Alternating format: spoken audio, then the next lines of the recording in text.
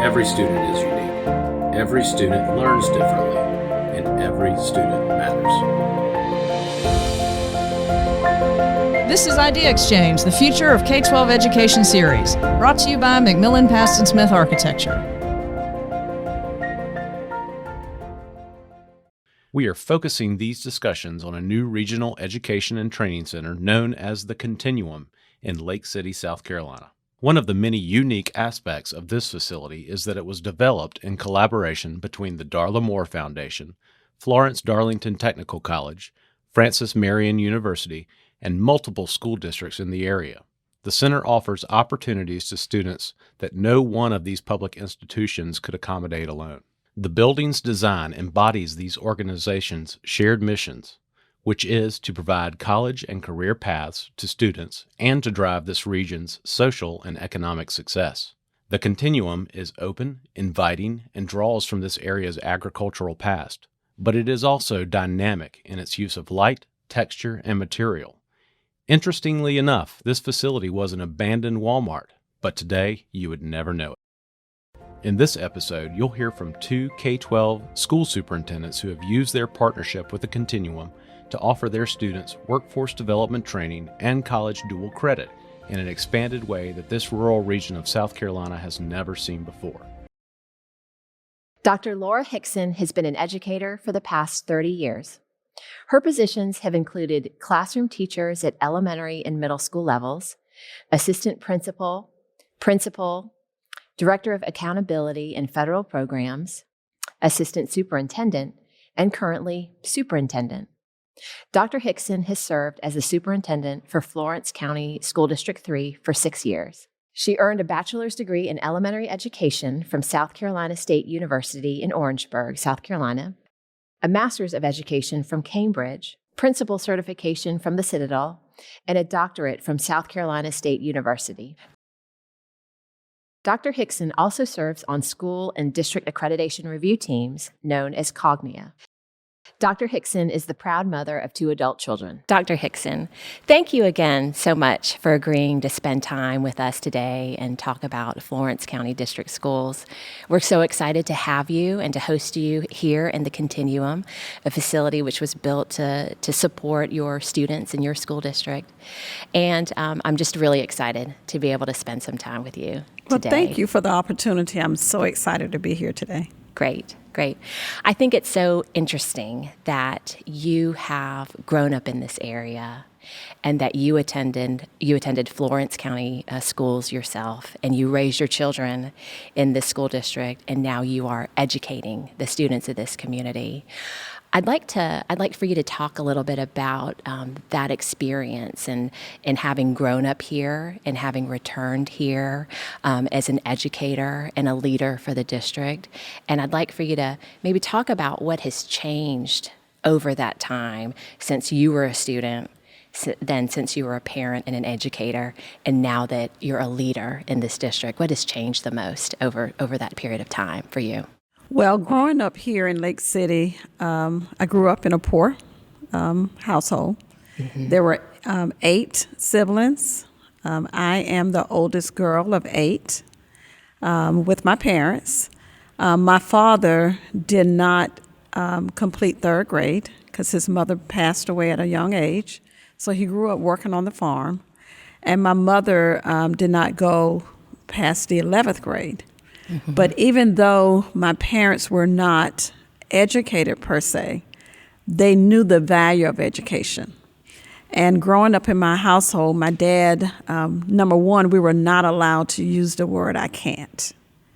That was just not part of the vocabulary that we were allowed to use in the household.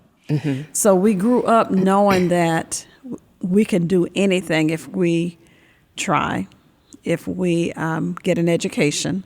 And even though he did not have that education, he always said to us, if I had the opportunity to receive the education that you can today and that the young folks can today, I would be a millionaire. So wow. I knew that education was important. And I knew as I grew up and became a mother, parent of 2, I knew that how important education was in our household and how important it was to change the trajectory of my entire generation, because I was a first generation college student. Wow. So I knew the importance of an education just to change that trajectory. My father always said, your zip code does not define your destiny. And as an educator today and now leader, I use that philosophy with the children that I encounter today. I want them to know, first of all, that they can do anything if they apply themselves. Number two, just being in the role as an educator for now almost 28 plus years, I realize and I know the importance of education and how important it is to ensure that every student has that opportunity. Right. That's great. That's incredible. That really is and incredible. I can go on and on, but I'm sure going to stop. Well, I love that you share that story with me, and I know that there are others that have similar stories. Personally, I have a very similar story. My father grew up poor in the Philippines, and the same, valued the education and knew that if he could start a family, come to the United States, start a family, and provide a means of an education for his children, that he would become successful. So I love that story. Thank you for sharing it. You're sharing welcome. it with us. Yes. So was it clear along your trajectory, like for you to come back to Lake City? Was that always a goal of yours, or did something else happen to help you be like, okay, well, I need to go home. I need to help my hometown. Or was it that pull of your family? Leaving Lake City and going away to college, I knew I wanted to serve. Originally, I was going to go into the medical field. Oh, wow. Okay. And had a teacher and instructor in college, my sophomore year, who said, you should go into education. There was a research paper we were required to do. And I did my research paper back then on the impact of parent environment, the household, on student achievement. And I was looking at the family dynamics, single family homes and their achievement, and then two-parent homes and their achievement. So even back then, I was looking at how do you look at the dynamics and how do you ensure, regardless to where students come from, that they're successful.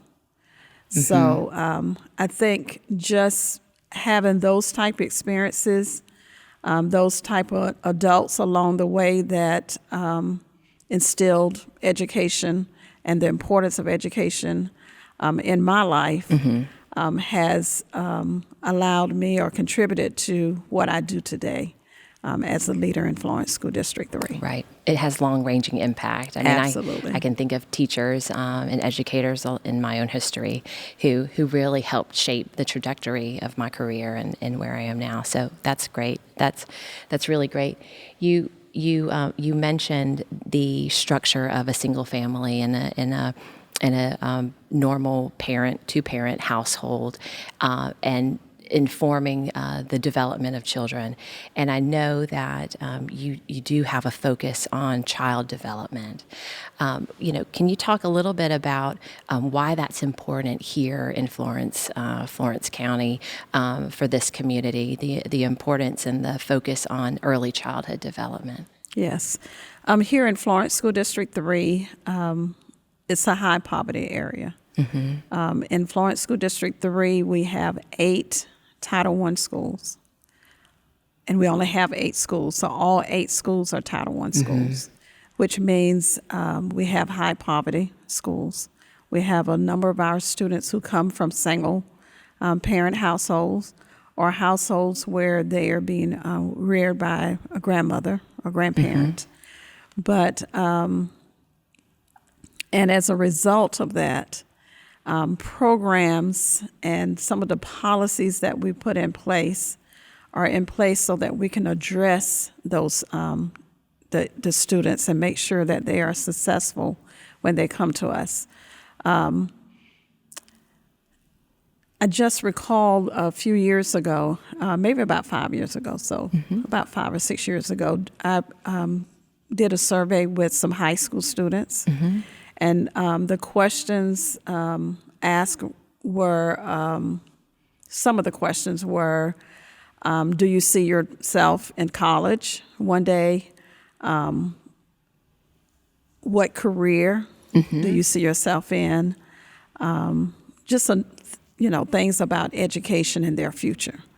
Right. Well, to my surprise, a lot of the students did not see themselves going to college. Oh, wow. It was almost as if college was not attainable for them. So after seeing that survey, it was important for Florence School District 3 to put practices in place, intentional practices in place, to ensure that we were addressing and changing that perception out there of not thinking they could go to college. Wow. So what were you able to do specifically to put that change forth? Was it just implementing a program with the counselors in the school, or We did involve the counselors, but one of the things we created back in 2014, 15, we created a college cohort. This was an intentional program that worked with the students on careers, where they're researching careers, they're researching colleges, and they're actually just doing all of the research so that they know the possibilities what is available out to there. them. Yeah. And Great. then as a result of that, then we started to not just be concerned about the achievement gap, because yes, there's an achievement gap, but I think that gap is because of the opportunity. There's an opportunity gap. Right. And here in Florence School District 3, a lot of our students, they don't get out beyond Florence School District 3. And I think that is one reason why this facility, the Continuum, has just been an asset for Florence School District 3 and this community, because now we don't have to travel to Florence or beyond Florence for students to experience the college atmosphere. Right. It has decreased or bridged that gap. Absolutely. Okay. Absolutely. That's great. So now we have more students who are taking college courses. We actually, in 2020, graduated our first cohort. There were 10 students who graduated not just with their high school diploma, but they actually graduated with an associate's degree. Wow. That's great. So we're really changing lives, but it's because of the facility like this, where we have Francis Marion here as well as Florence Darlington Tech. That's great. That's wonderful to hear. How many of those students who have been graduating out of your schools stay in this area, and how many go off for more education and come back? Does it seem like they do come back? It seems like the community wants them to come back. Absolutely. Well, right now I don't have the data to support how many are actually coming back, Sure. but I do know that there are some coming back. Okay. Because That's we great. recently hired a couple of graduates back into the school district. As a result of having programs like the welding program and machine tools, we actually have employees in the area that are already Gravitating toward this area. Gravitating to students they're just waiting for them to graduate. Wow. So just by having these opportunities, I think in the future we'll start to see more our workforce develop more in this area, and that the current students will come back and be citizens here. Right. But I don't have that data right now. Oh, no, I completely understand. Yes. And, I've talked with other leaders around the state in small communities who have stressed that importance of educating our own students to become the next generation of workforce, to continue that longevity and continuance of community for Absolutely. people not unlike you, who grew up in a hometown and came back to help it thrive and continue. It certainly speaks to the difference of, reinvesting in your Yes, community, absolutely. in your people, Yes. rather than having people come from out of the area and utilize the jobs that are available. It's great to have that reinvestment back in the community. I'd like to just talk a little bit about some of the other challenges. You've talked a little bit about the challenges for students in the Lake City area, but I know that the dynamic of the community is one where the challenges abound on different levels for students. It's not just getting them to school, getting them to take the appropriate courses, getting them to realize the college, could be a path and an aspiration for them. There are other challenges that exist in the community, and I know that the Continuum affords a way for adult education. So, can you talk a little bit about some of the other unique challenges that face Lake City, and maybe how they're being addressed for this particular community? Yes. I think some of the challenges that we see that come from the community is the social emotional challenges that our students face. It could be from a parent not being employed. During the pandemic, several households, they lost loved ones. So it's a number of reasons that they are facing these social and emotional issues. So what we're doing in Florence School District 3 to support our families, not just our students, but the entire family, is providing that social and emotional support. We actually hired additional social and emotional counselors this year. We have our mental health counselors. We partner with the PD Mental Health so that we're trying to just make sure that we address those social, emotional, and mental concerns that we're faced with. That's incredible. We talk a lot. We've talked a lot in the past about how schools have to do so much more. Yes. These days, Yes. and you know that firsthand. Absolutely. And I really do believe by having this facility here and allowing the community to actually take courses here, once you start to educate more of your citizens, then you're going to see less crimes and less violence and those type things. Absolutely. So. Right. That's great. Well, thank you so much again for sitting down with us and talking with us. It's really been wonderful to get a glimpse of your efforts here and your leadership in Lake City. I'm going to close with one more question that I like to ask my guests. You obviously have been leading for a great deal of your career in education, and you're a working mother. I want to understand what inspires you day to day. It's a hard job that you have to make decisions, to keep your staff motivated, to remember the students are first, and to harness all these resources so that you're providing for an entire community. So is there something that you do on a daily basis or on a regular basis that helps you recharge and keep that inspiration and motivation high so that you pursue success in your... I think just being around the children, when they start to share their successes, it recharges me. When they share, for example, some of our students that are enrolled here, we actually have the Ethans and some of our students who are in the welding program or in the machine tools program. When we start to hear them say to us, "This has changed my life," then it's worth getting up every day to continue to change lives. Right. Absolutely. So, Well, that's yes. great. Well, wonderful. Well, thank you again You're so welcome. much for sharing with us today. It was a true pleasure speaking with you and listening to your stories. I appreciate it. Thank you. Thank you. Dr. Neal Vincent is Superintendent of Schools in Florence County School District 2. Prior to this position, his experience includes district director, principal, assistant principal, and teacher.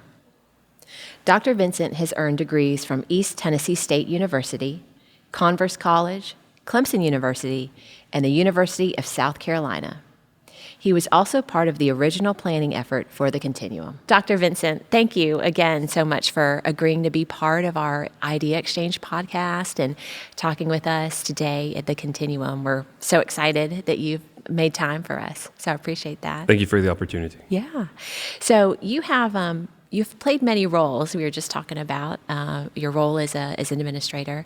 You've been in education for many years as a teacher, as an administrator, as a principal, and now as superintendent. So how has that breadth of experience, how have those years in different roles within education helped you in your role now as superintendent in leading the community and the students of Florence District 2? Well, I think each opportunity has given me an advantage because I started as a teacher, of course, and then I worked as a teacher and then worked as an assistant principal in the upstate and then became a principal and then a director. So I've had a typical progression, if you will, but each position has given me the advantage of understanding multiple positions within the school district. And before I moved into education for the time I was 14 until my first year teaching, I worked in fast food. And so Okay. I have the operations side of fast food and all. So And customer service. Exactly, customer service and cleanliness and all. So I worked with the same group, McDonald's out of Garden City or Myrtle Beach. And so I Okay. had great owners and operators, and they set a great example of how to effectively run a business. I do think, again, being a teacher, and I was a career and technology teacher, and so I taught business and marketing, and of course, all that comes with computer science and those other areas within the business and marketing umbrella. But every position I've had, I think, has prepared me for being a superintendent and understanding each position, how important that position is for a great school district. Right, to help support a great school district. You Correct. have that advantage of having been exposed and possessed different perspectives of all those roles, you know, Right. that function within a district. So Right. that's really interesting. What have been in the pandemic, you know, of course, aside maybe from that, what have been the biggest challenges as you've been that you've seen as superintendent, you know, as you've been here in Florence County? Sure. I think in Florence, too, our biggest issue is our size. We're small, and we have a large portfolio, and just it costs more to offer opportunities in a smaller area. And so making sure that our students have the same advantage as all students in the county and across the country. And so that's where we look for shared services or looking for an opportunity to work with a larger system. And so the Right. Continuum's a great example. I mean, it didn't start out, in my mind, the same way. I mean, I was looking for a shared career center. I came from the largest county in the, largest school district in the county with Florence 1 and moved to one of the smallest or second smallest in the county. And so Right. making sure our students have the same opportunity. We have a great career center on our campus. And we have 6 pathways that you could choose from, or 6 areas of multiple pathways within those 6 areas. But I was looking for other opportunities. Right. And we tried to offer a dual credit on our campus. So when I first arrived, we offered English and math and science. We worked with the teacher, and the teacher got a master's in biology and was able to offer dual credit. So with the dual credit, we were offering multiple dual credit in addition to business and marketing, auto tech, and then electronics. And so many of the programs that you see here, we were trying to offer to our students, but as far as paying for those opportunities, it was quite expensive. And so we were looking to share with other districts, and that's why the Continuum is a great example of a small idea that turned into a larger solution, a bigger solution than I could ever imagine. That's great. Have you seen the interest in the student enrollment in these particular programs increase, or just the buzz? I mean, has it helped spark interest, and you're finding that enrollment has the numbers have increased? Correct. In the general studies that are offered by Francis Marion, yes. Now, some of Okay. our current technology, we've actually decreased because the students have to travel. Sure. And so, for example, our electronics, we were averaging 20, but we were only able to place 5 or 6 here. So I think you look at that data and you go, why? And it was the same teacher. The teacher came over to teach electronics here through Florence Darlington Tech. But you look at why, and I think it had to do with travel time or being reluctant to come to a dual credit opportunity, because Gotcha. this is a dual credit opportunity, it's a college.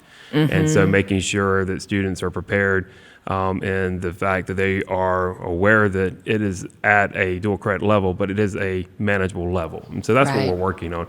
Also, it requires more with the CTE courses here versus the general studies. Now, general studies would be English, math, social studies, science, and so on. And so with those courses, students are on a Monday, Wednesday, or a Tuesday, Thursday, and the continuum isn't, courses aren't meeting unless there's a lab, a biology lab on Fridays. And Right. but with our CTE or current technology, the students have to come every day. So they're in welding every day for 2 sections or up until 11 o'clock every day, or they're in HVAC. And so making sure that students are aware that they need to have their high school requirements met before coming to the continuum is also a reason possibly we reduced the number, because we were offering 2 sections, but it was one semester. It wasn't the whole year.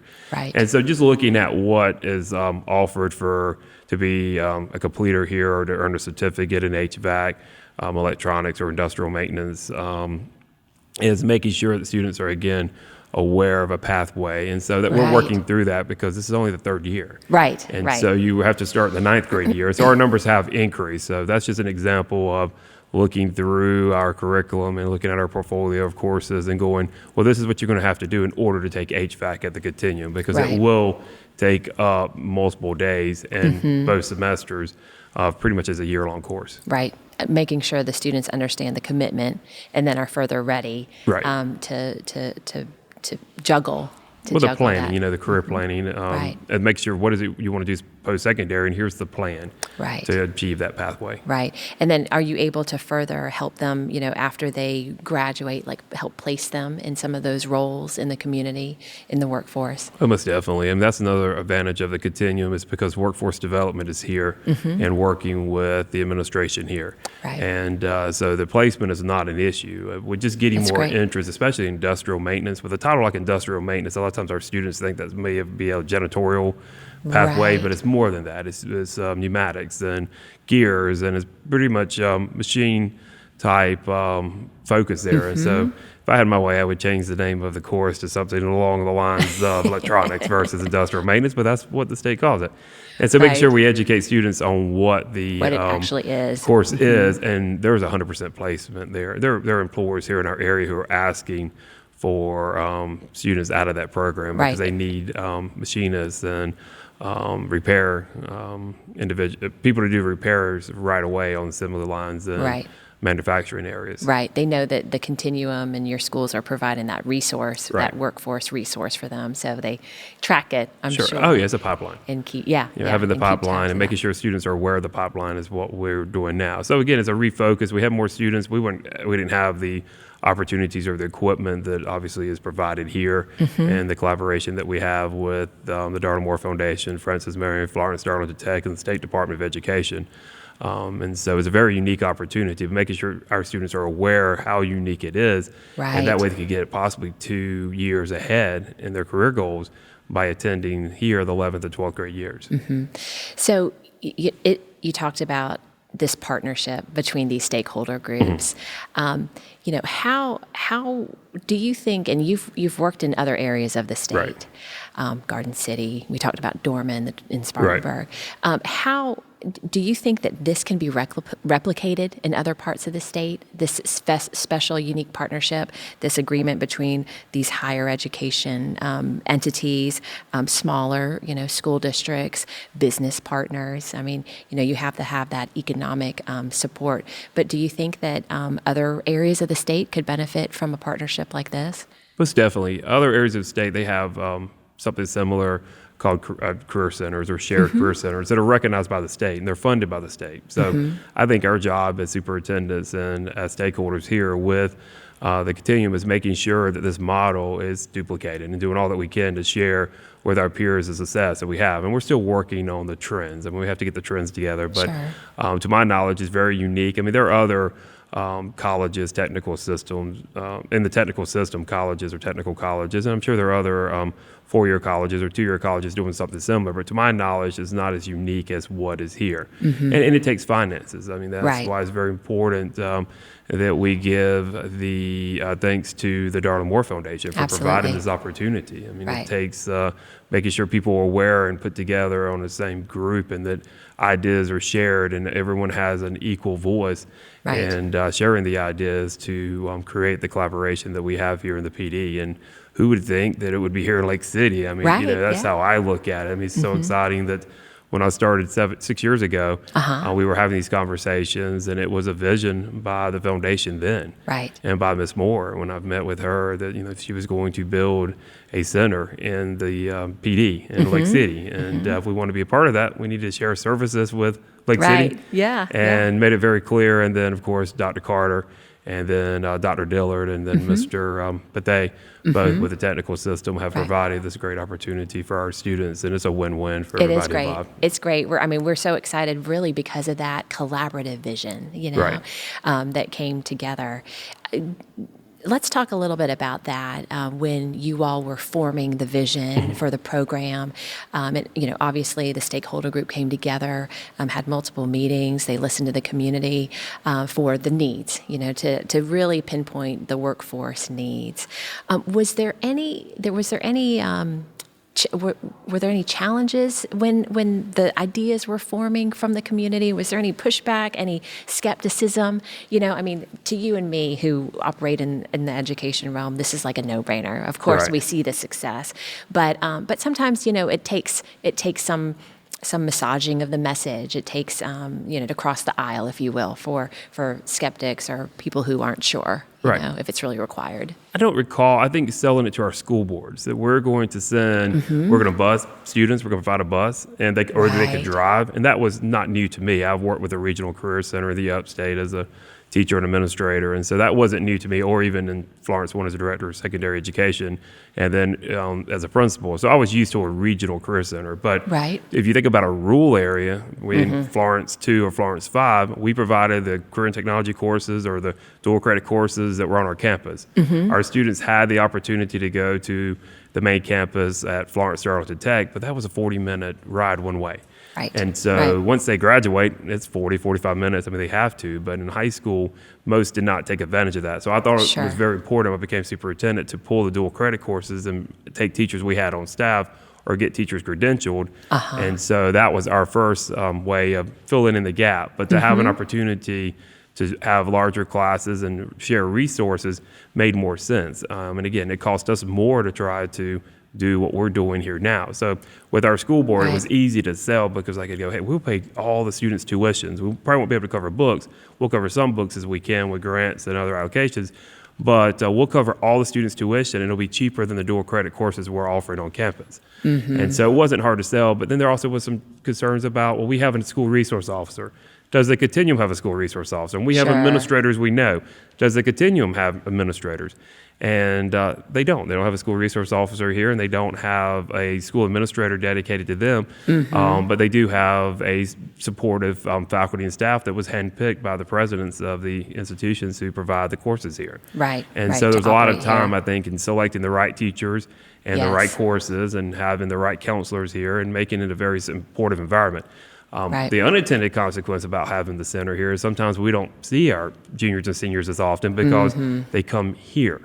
And they come on Fridays and they meet here. It is rare that many of them will even come on the campus. Now, we're fortunate that athletics, they're still involved with athletics as far as participating, which is common for a small rural school.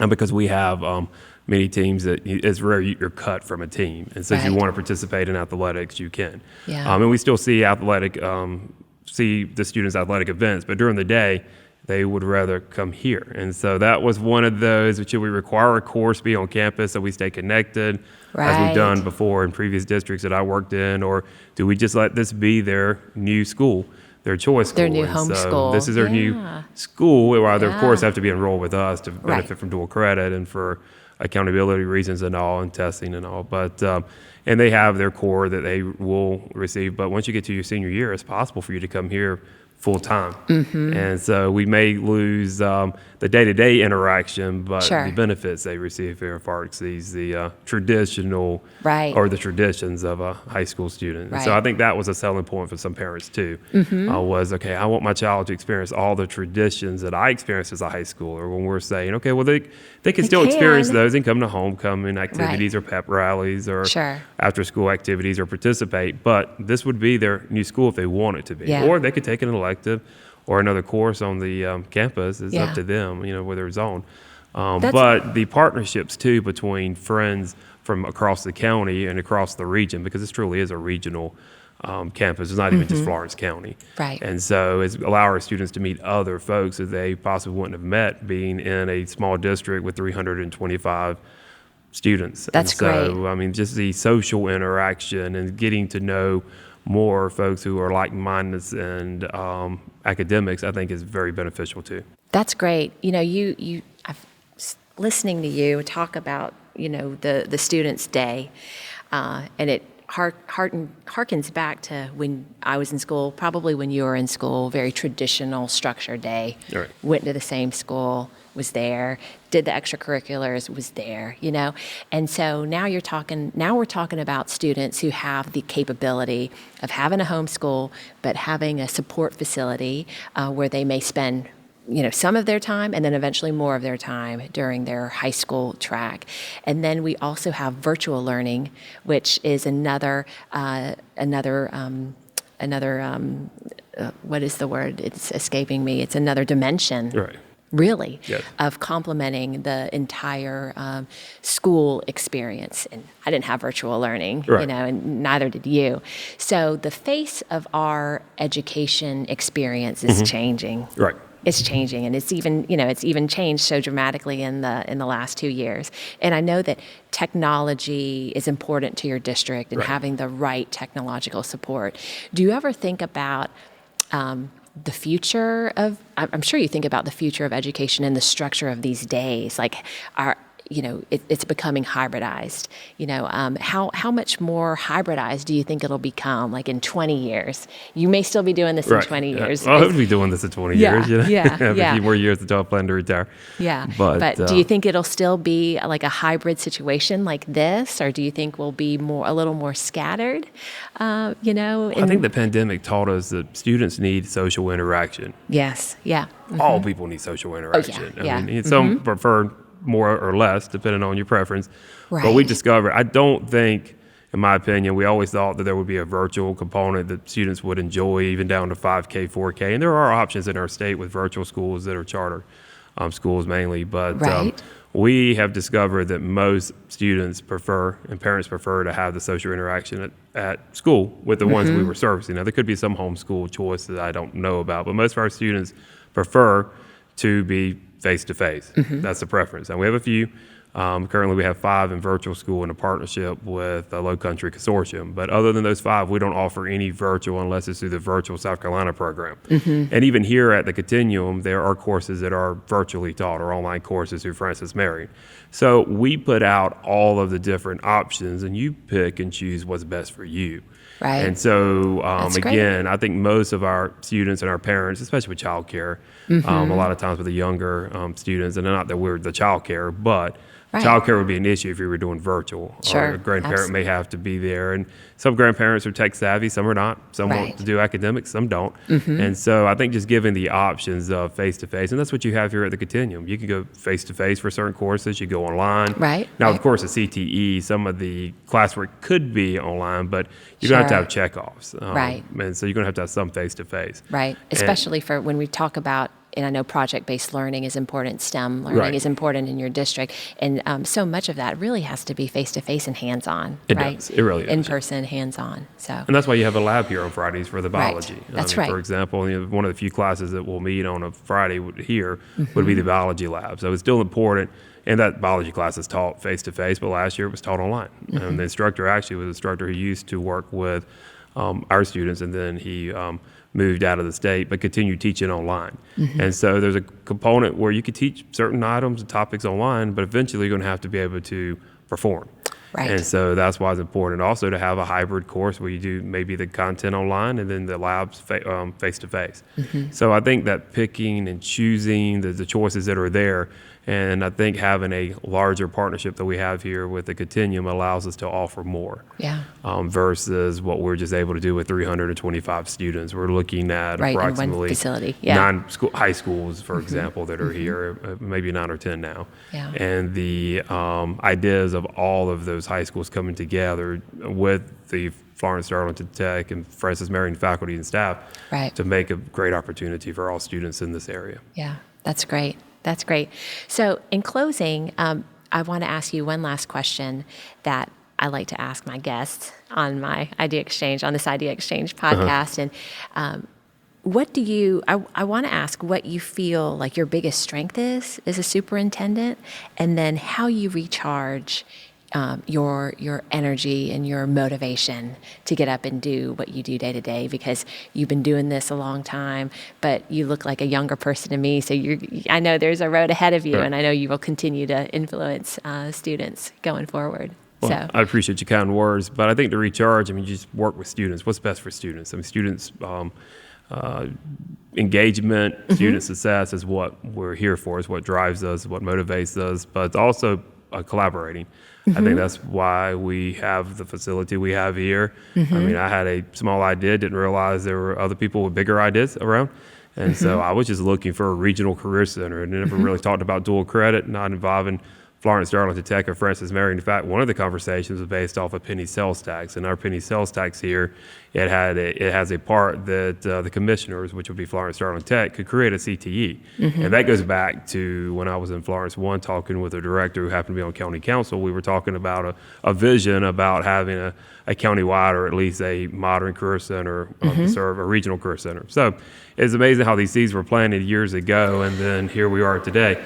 Right. But just having an opportunity for all students in our area to experience career technology and higher academics or higher level academics with dual credit, if they're prepared. Right. Now, of course, we're still offering remediation. We're still taking care of all students, but we don't want anyone to have a boring senior year. We want to make sure they have opportunities, because once they leave us and go to the freshman year of college, there sometimes is an issue there because they've Transition. had a transition. Yeah. And so that transition sometimes becomes an issue. So making sure that our students have opportunities, we don't require yet. The state's looking at a math or English or computer science a senior year, but this is an opportunity to provide those provide students with those courses here in a higher ed model, and it saves money. I can give you story after story. We have students who are now in their third year of college, going on to get a master's degree because they're enjoying college, don't want to give up that fourth year, or some have been able to move forward in pharmacy school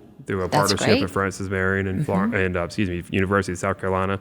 And so there's all sorts of success stories we could share at a later time, but I That's do wonderful. appreciate the opportunity to share with you our thoughts on the success we've had with the Continuum. Thank you. Thank you. It was a pleasure hearing about them and learning about them, and we're excited to be able to share them with our audience as well. Great. Thank you, Dr. Vincent. Thank you. Thanks for tuning in to Idea Exchange, the Future of K-12 Education series.